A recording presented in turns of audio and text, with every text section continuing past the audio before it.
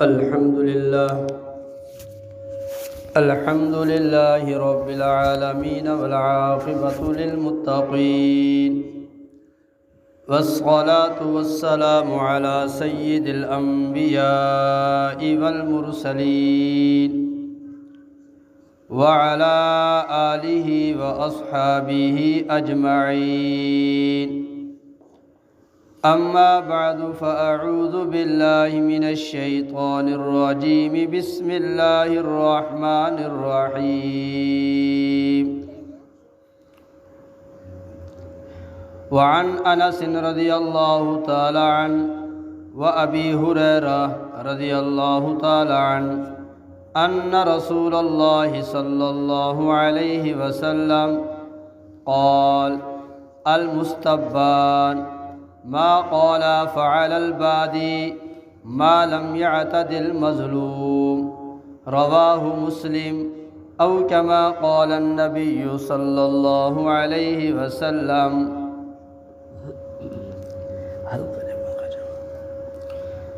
حضرت انس اور حضرت ابو ہریرہ رضی اللہ تعالی عنہما سے روایت ہے کہ رسول اللہ صلی اللہ علیہ وآلہ وسلم نے فرمایا: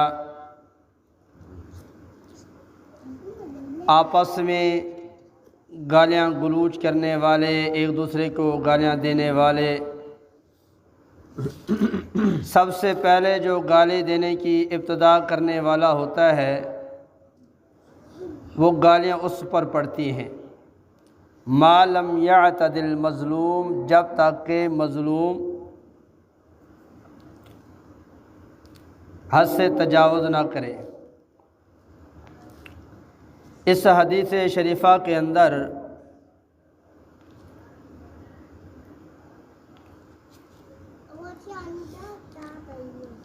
نبی اکرم صلی اللہ علیہ وآلہ وسلم نے گالی کا ذکر کیا ہے.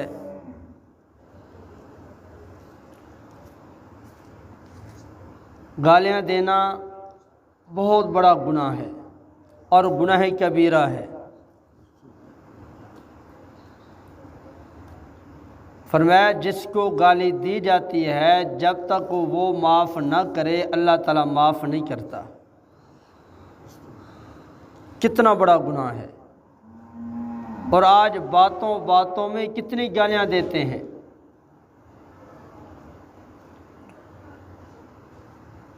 رحمت دو عالم صلی اللہ علیہ وسلم نے فرمایا: سباب المسلم فسوق. مسلمان کو گالیاں دینا بہت بڑا گناہ ہے، بہت بڑا گناہ ہے. طبرانی شریف کی حدیث ہے، نبی اکرم صلی اللہ تعالی علیہ وآلہ وسلم نے فرمایا: ساب المسلمی کالمشرفی علی الحلق. مسلمان کو گالیاں دینے والا ہلاکت کے بالکل کنارے پہ پہنچ جاتا ہے کہ اب ہلاک ہوا، اب ہلاک ہوا، اب ہلاک ہوا. جب باز نہیں آتا تو ہلاک ہو جاتا ہے.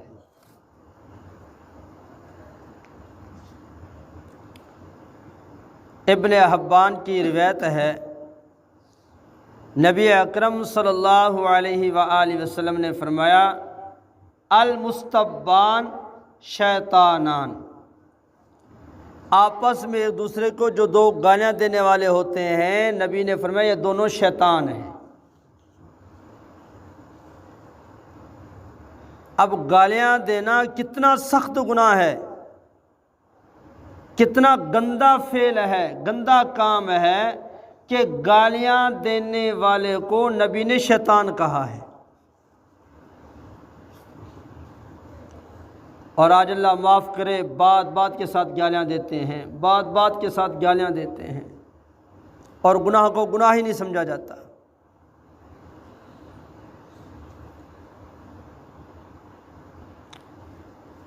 نبی اکرم صلی اللہ علیہ وسلم کے پاس ایک صحابی آیا، حضرت جابر رضی اللہ تعالیٰ عنہ. اور آ کر عرض کی یا رسول اللہ صلی اللہ علیہ وسلم مجھے کوئی وصیت نصیحت فرمائیں۔ نبی اکرم صلی اللہ علیہ وسلم فرمایا لا تسبن احدا، کسی کو بھی گالیاں نہ دے۔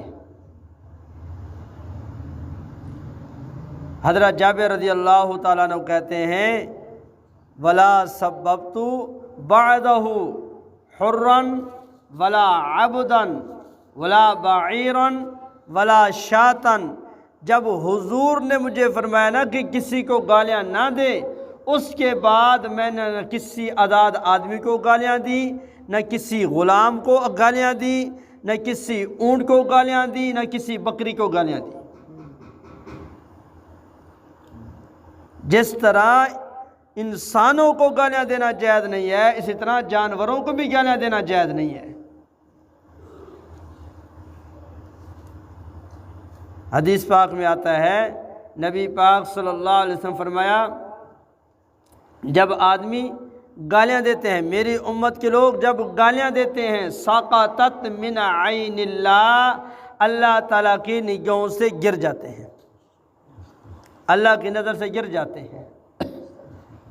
آج اگر کوئی ہماری نظروں سے گر جائے، ہم کہتے ہیں جی بس یہ میری نظر سے اب گر گئے ہیں، اس کی میری نظر میں کوئی حیثیت نہیں ہے۔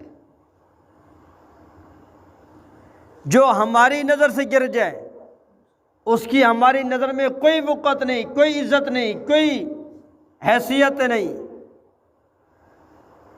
اور گالیاں دینے والا جو اللہ کی قدرت والی نظر سے گر جائے، پھر اس کو کہاں خیر ملے گی؟ نہ دنیا میں عزت نصیب ہوگی، نہ آخرت میں عزت نصیب ہوگی۔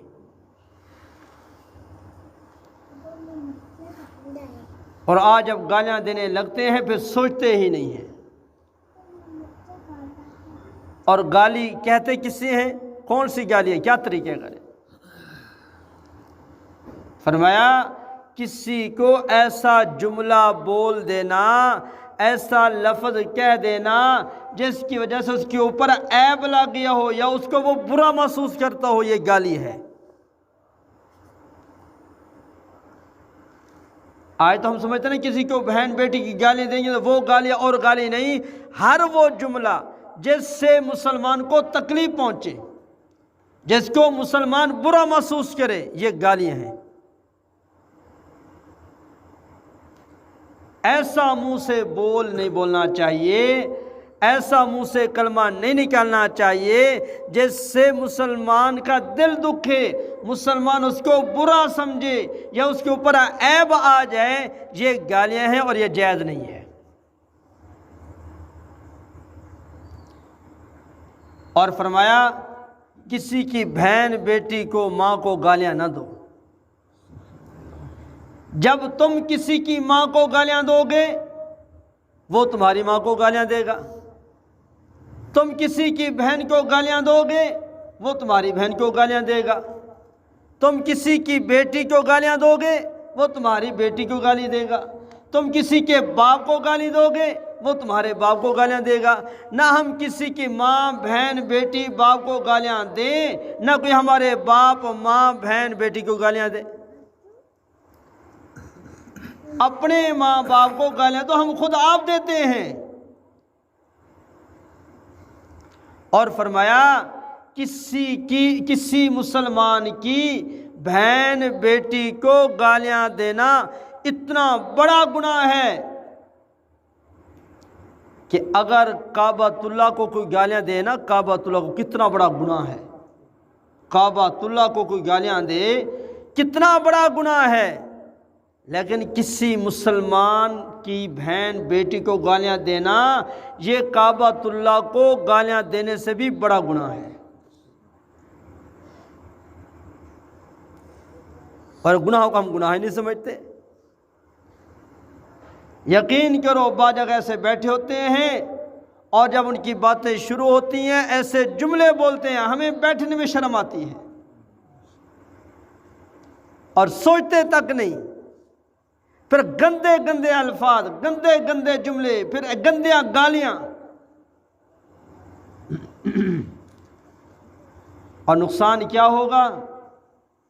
ایک نقصان تو یہ ہے کہ بندہ اللہ کی نظر سے گر جاتا ہے، اور دوسرا نقصان امام غزالی رحمۃ اللہ علیہ نے فرمایا جس کو گالیاں دینے کی عادت ہے، گالیاں دیتا رہتا ہے، گالیاں دیتا ہے، فرمایا قیامت والے دن یہ کتے کی شکل میں کھڑا ہوگا۔ کتنی سخت وعید ہے۔ آج گھر میں جائیں گے تو بیوی کو کوئی گالیاں دیتا ہے، کوئی اولاد کو گالیاں دیتا ہے، کوئی کسی کو گالیاں دیتا ہے، کوئی کسی کو گالیاں، بہن بھائی ایک دوسرے کو گالیاں دیتے ہیں۔ میرے بھائیوں، ہمیں پتہ نہیں یہ ایسے گناہ ہیں ہمارے گھروں کے اندر ہیں جن گناہوں کی وجہ سے اللہ کی برکت ہمارے گھروں سے ختم ہو گئی ہے۔ یہ ایسے گناہ ہیں اللہ کی آئی ہوئی رحمت برکت واپس چلی جاتی ہے۔ آج ہم پریشان ہیں، اور ہم اولاد کو بھی گالیاں دینا سکھاتے ہیں۔ اولاد کو بھی گالیاں دینا سکھاتے ہیں۔ اب دیکھو بچہ ہے، سکول جائے گا، اب سکول کے جو استاد ہیں وہ بچے کو گالیاں تو نہیں سکھاتے، آخر وہ بھی تو تربیت بچے کی کرتے ہیں، سمجھاتے ہیں، گالیاں نہیں سکھاتے وہ۔ اور مدرسے میں آئے گا تو مدرسے میں بھی استاد بچے کو گالیاں نہیں سکھاتا۔ مدرسے میں استاد علی با تا صاحب پڑھائے گا، سکول میں استاد ABC پڑھائے گا، وہاں بھی گالیاں نہیں سیکھی جاتی، یہاں بھی گالیاں نہیں سیکھی جاتی۔ آخر بچہ گالیاں کہاں سے سیکھتا ہے؟ بچہ گھر میں بیٹھا ہے، باپ گالیاں نکالے گا، بچہ سنے گا، پھر بچہ بھی ویسے گالیاں دے گا۔ ماں گالیاں نکالے گی، بچہ سنے گا، پھر بچہ ویسے گالیاں دے گا۔ اس لیے فرمایا بچے کے سامنے گناہ نہ کرو، بچے کے سامنے گالیاں نہ دو، پھر بچہ اس گناہ کا عادی بن جائے گا۔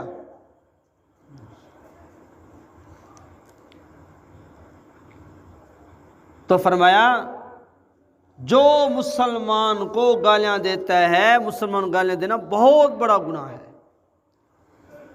اس لیے میں بھی کوشش کرتا ہوں، آپ بھی کوشش کریں، آج تک جو کمی کوتاہی ہوئی، غلطی ہوئی، خطا ہوئی، اللہ تعالی ہمیں معاف فرمائے، اور آج کے بعد میرے بھائیوں ہم اپنے زبان سے اچھے بول نکالیں۔ جہاں مسلمان کو گالی دیتے ہیں وہاں مسلمان کو دعا دے دیا کریں۔ کیا پتہ وہ قبولیت کی گھڑی ہو، اس کے حق میں دعا قبول ہوگی تو اس کی وجہ سے میری دعا بھی قبول ہو جائے گی۔ فرمایا اگر کوئی یہ چاہتا ہے نا کہ میری دعا قبول ہو، وہ دوسرے کو دعا دے۔ جب دوسرے کو دعا دے گا، دوسرے کو دعا دینے کی برکت سے اللہ اس کی دعا قبول کر دے گا۔ اور جب میں آپ کے لیے دعا کروں گا، غیبانہ دعا کروں گا، تو پھر آپ کے لیے دعا کرنے کی وجہ سے اللہ میری دعائیں قبول کرے گا۔ تو جہاں ہم دوسروں کو گالیاں دیتے ہیں، برا بلا کہتے ہیں، وہاں اپنی زبان کو ناپاک کرتے ہیں، خراب کرتے ہیں، پلید کرتے ہیں، وہاں دعا دے دیا کریں۔